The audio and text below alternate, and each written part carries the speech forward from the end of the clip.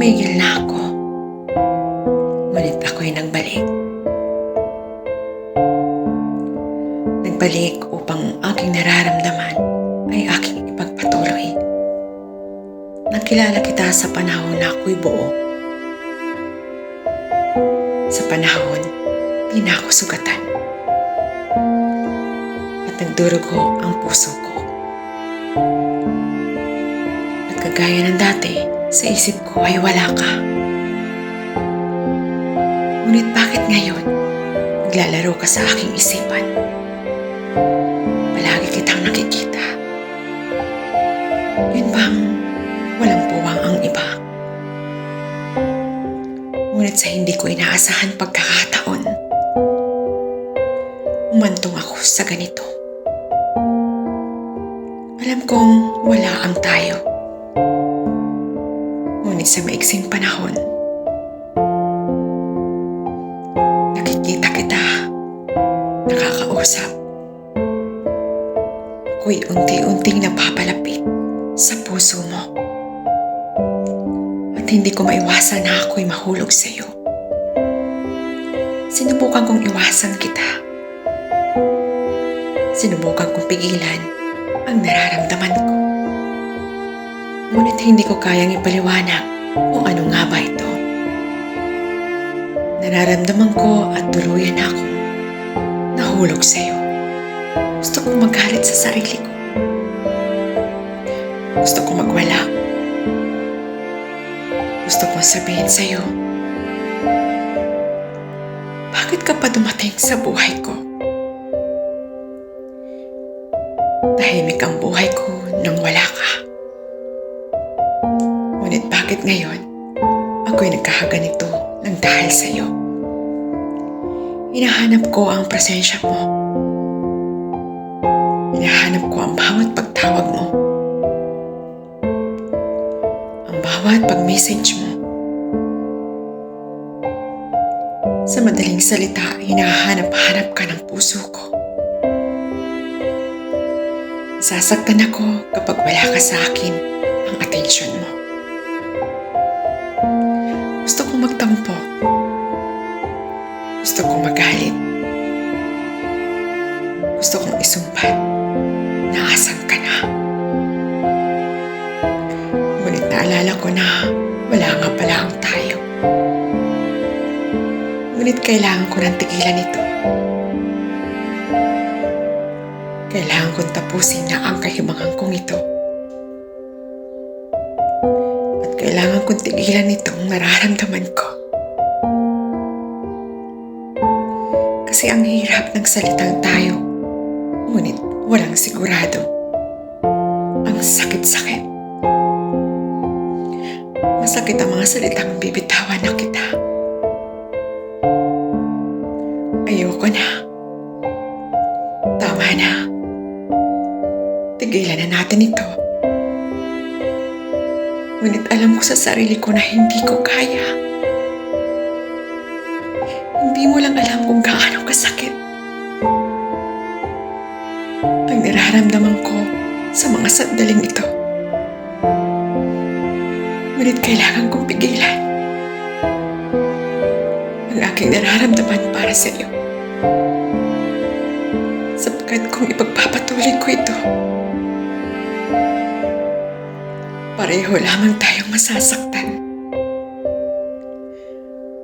Ngayon ibalik natin ang mga sandaling wala pa ang ikaw at ako. Alam kong ako yung unang bumitaw. Ako yung nanakit sa'yo. Ngunit bakit ako nasasaktan ng ganito? Gusto ko lamang humingi ng tawad sa'yo. Ngunit hanggang sin ka na lamang sa lahat ng message ko. Ang sakit-sakit na para akong dinudurog ang puso ko. Sa kabila ng lahat, may parte sa puso ko. Umaasa na sana lahat ng mga salita mo na binitawan ay iyong tutuparin. Ngunit tila bang malabo na ang lahat kasi nakatagpo ka na ng bago. Ang sakap lang, Dahil ako yung unang bumitaw sa relasyon na wala naman talagang klaro. Ngunit ako'y nasasaktan. Ngunit ito lang ang sasabihin ko sa iyo. Salamat. Salamat sa maiksing panahon na hinayaan mo akong maging bahagi ng buhay mo. Salamat sa panahon na napasaya mo ako. Mag-iingat ka parati. At ikaw yung pinakamagandang nangyari sa buhay ko. Na kahit pansamantala lamang. Patawad sa lahat ng nagawa ko.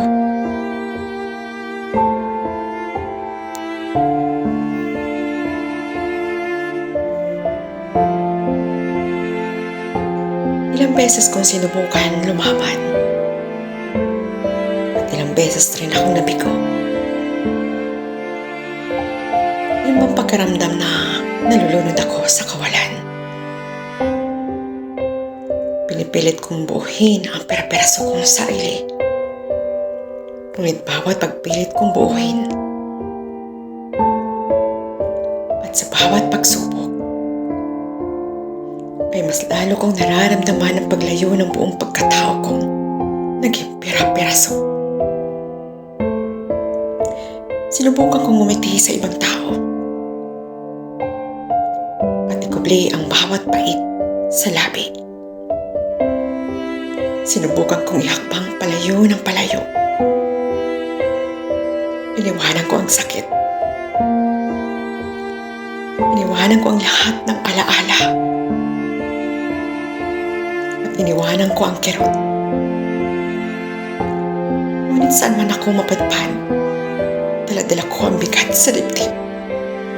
At muli sinubukan kong umasa na baka sakali pa. Na baka sakaling tumating pa. Ngunit ang pangakong binitawan na parang isang unos na biglang-biglang ang pagbabago. Lumipas at nawala. Sinubukan kong magpakatatag. Nakagaya ng isang bato na hindi kayang basagin. Ngunit kagaya ng nakikita ng nakakarami sa akin. Kung gaano katikas na panlabas na anyo,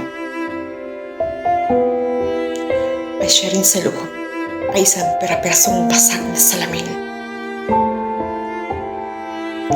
Tila buo na kahit galos wala. Ngunit sa loob, pera-peraso. Sinubukan ko maghintay. Baka sakaling dumating ang kasagutan. Ngunit kagaya ng araw na lumilipas, ako lamang at ang sarili ko at ang tanong. Sinubukan ko naman. Siguro nga, di talaga sapat ang pagsubok. At baka oras na para tanggapin. At bawat sugat ay di lahat may gamot at may lunas. Di lahat ng kwento ay may mali at tama. Di lahat ng kwento ay may masayang wakas. Sa kabila ng lahat ay sinubukan ko. At sa mundong ito, tanging pagsubok lang upang magpatuloy.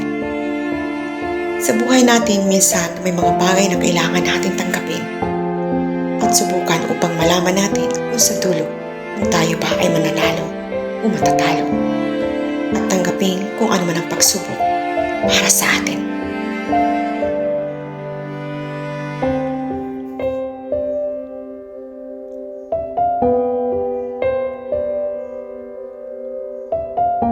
Simula nang nakilala kita, hindi ko akalain mamahalin kita. Nilunok ko ang lahat-lahat kung anong mayroon ka. Kahit sarili ko, wala na akong itinira.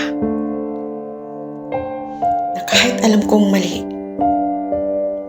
na kahit alam kong bawal,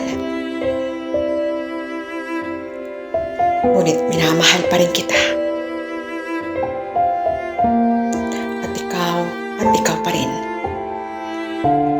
Tinanggap ko ang lahat-lahat. Ang kahihiyan ko para sa ibang tao. Ngunit wala akong pakialam. Ang alam ko lang ngayon, mahal na mahal kita. Noong sinabi ko, di ako iibig sa'yo. Di ko kayang mahalin ang isang kagaya mo. Ngunit heto ako na kahit nasasaktan, na kahit umiiyak, na kahit alipustahin ng ibang tao, naririto ako para sa'yo. Sapagkat di ko kayang mawala ka sa buhay ko. Nilunok ko na ang lahat-lahat ng mga sinabi ko sa'yo.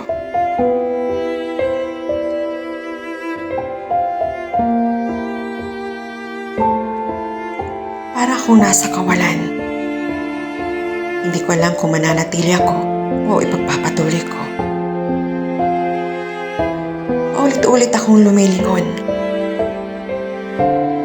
Ngunit ni isa wala akong dahilan upang magpatuloy. Ngayon sabihin mo, magpapatuloy pa ba ako?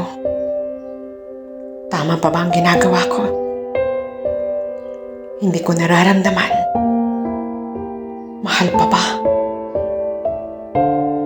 Alam kong may nag-iba. Pasensya ka na kung nag-iba. Hindi ko masabing ito ang desisyon ko. Ngunit hindi ko alam ano nga ba ang rason.